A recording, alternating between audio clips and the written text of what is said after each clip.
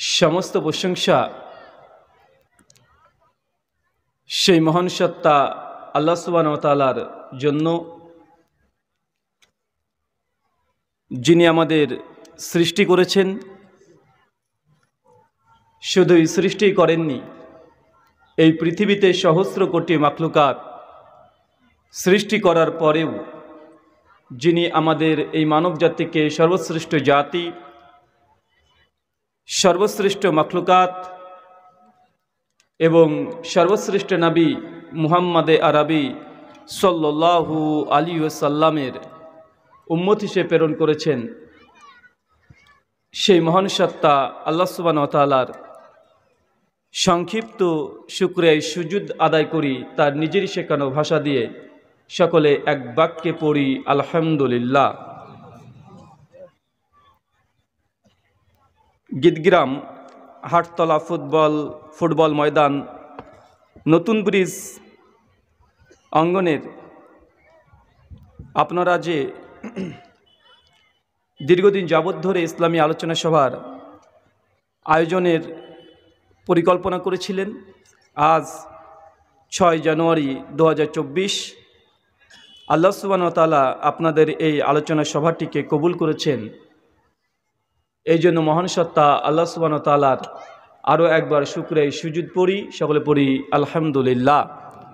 মহান সত্তা আল্লাহ সুবহানাহু ওয়া তাআলার কাছে দোয়া, এই প্রার্থনা, আল্লাহ সুবহানাহু ওয়া তাআলা, আমরা মানুষ, আমরা কম বেশি ছোট বড় ভুল ত্রুটি বিচ্যুতি গুনাহ করে থাকি। আজকের এই আলোচনা সভার ওসিলায় আমাদের পেছনের ছোট ছোট গুনাহ তথা পাপগুলোকে তুমি ক্ষমা করে দাও, সকলে পড়ি আমিন। মহান সত্তা আল্লাহ সুবহানাহু ওয়া তাআলার কাছে দোয়া, এই প্রার্থনা, আল্লাহ সুবহানাহু ওয়া তাআলা, আমরা গোটা বিশ্ব জগতে আজ মুসলিম জাতি নির্যাতিত, নিষ্পেষিত, লাঞ্ছিত, বঞ্চিত, পদদলিত, আল্লাহ সুবহানাহু ওয়া তাআলা আজকের এই আলোচনা সভার ওসিলায় আমাদের গোটা মুসলিম উম্মাহকে তুমি গায়েবী সাহায্য এবং সহযোগিতা করো, সকলে পড়ি আমিন। সম্মানিত সুধী, বাদ মাগরিব থেকেই বিভিন্ন আলোচক তারা পবিত্র কোরআন এবং সহিহ হাদিসের আলোকেই গুরুত্বপূর্ণ আলোচনা আপনাদের সামনে পেশ করেছেন।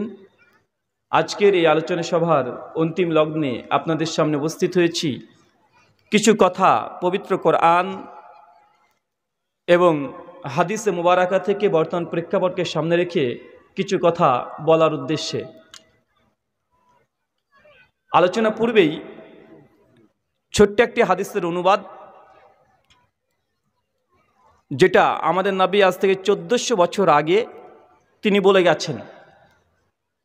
আর এই কথাটা খুব ভালোভাবে নিজেদের কলিজার মধ্যে, হৃদয়ের মধ্যে মুখস্থ রাখবেন।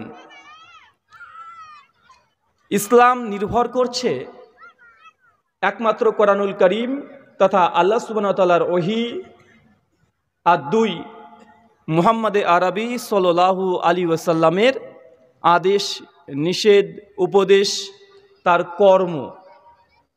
এগুলো বাদ দিয়েই আমরা যে জিনিস করি না কেন, যেটা আল্লাহর কোরআন দ্বারা সমর্থিত নয় এবং আমাদের নবীর আদেশ, উপদেশ বা কর্ম দ্বারা সমর্থিত নয়, সে আমলটা বা সেই বিশ্বাসটা যতই ভালো হোক না কেন, সেটা ইসলাম নয়।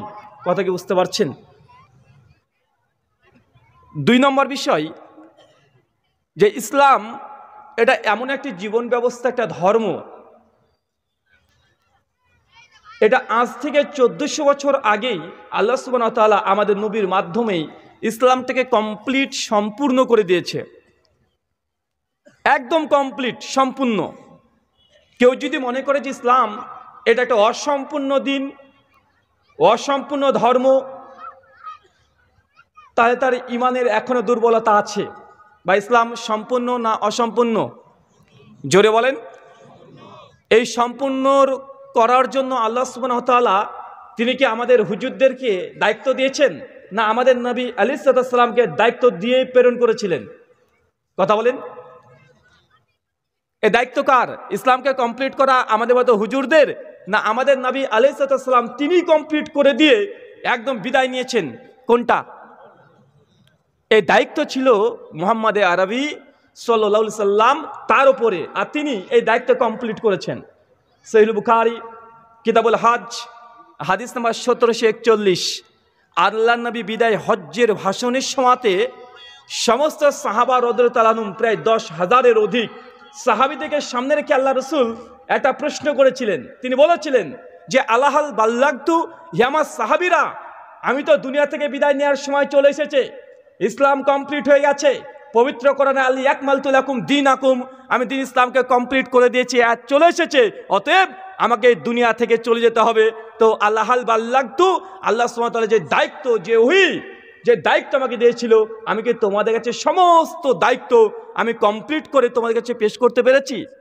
সাহাবা রাদিয়াল্লাহু তাআলা আনহুদের সঙ্গে সঙ্গে বলেছেন, এক বাক্যে সকলে বলেছেন, নাম ইয়া রাসূলুল্লাহ, আল্লাহর নবী, আল্লাহ যা যা অবতীর্ণ করেছিলেন, যে দায়িত্ব আল্লাহ আপনাকে দিয়েছেন, আপনি সমস্ত দায়িত্ব সম্পূর্ণভাবে আমাদের কাছে প্রেরণ করে দিয়েছেন, আমাদের কাছে প্রকাশ করে দিয়েছেন।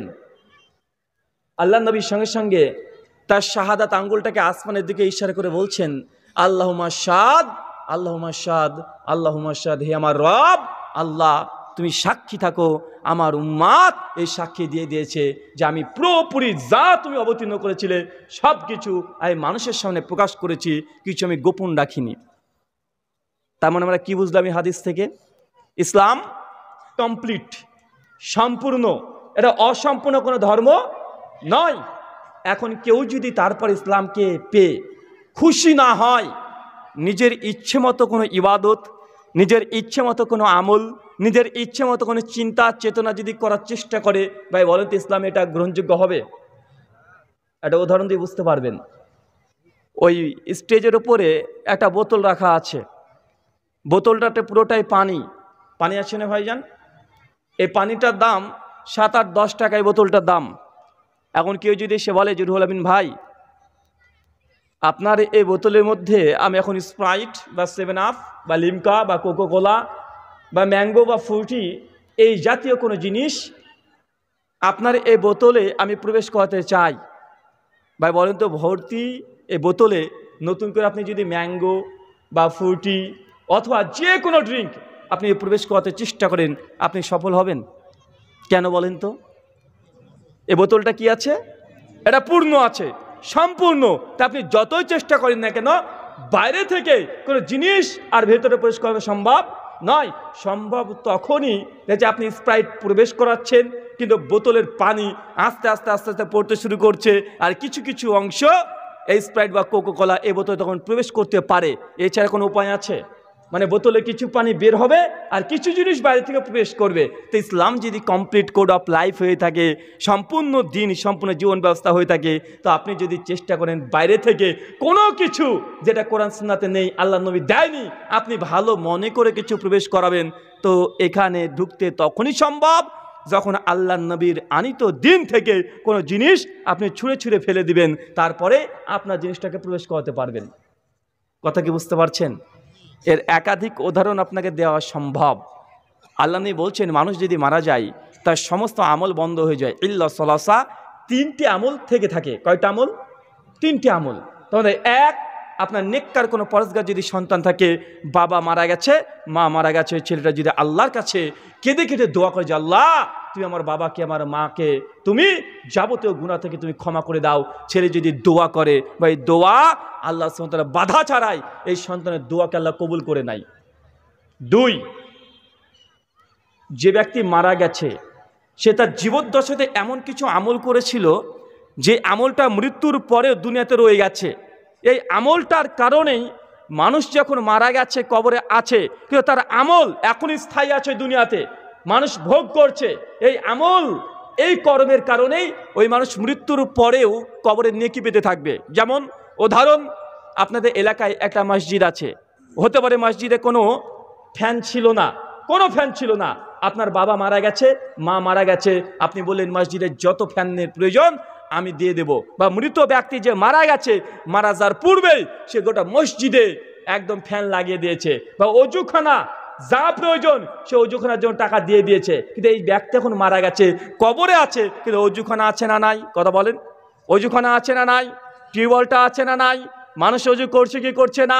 আল্লাহ নবী বলছেন মানুষ যখন মৃত্যুবরণ করে সমস্ত ইবাদত বন্ধ হয়ে যায়, কিন্তু এমন কিছু ইবাদত থাকে যে মানুষটা জীবিত অবস্থায় করেছিল, মরার পরেও তার অস্তিত্ব বিদ্যমান দুনিয়াতে, আর মানুষ সেখানে ফায়দা লুটছে। এখন এই মানুষগুলো অজু করে যত নাকি মৃত ব্যক্তি কবরে শুয়ে শুয়ে সে তত নাকি পাবে। এটাকে কি নাকি বলা হয়? সাদকায়ে জারিয়া, চলন্ত সাদকা। জীবন্ত অবস্থায় করেছিলেন, মানুষ মারা যাওয়ার পরে পাচ্ছে।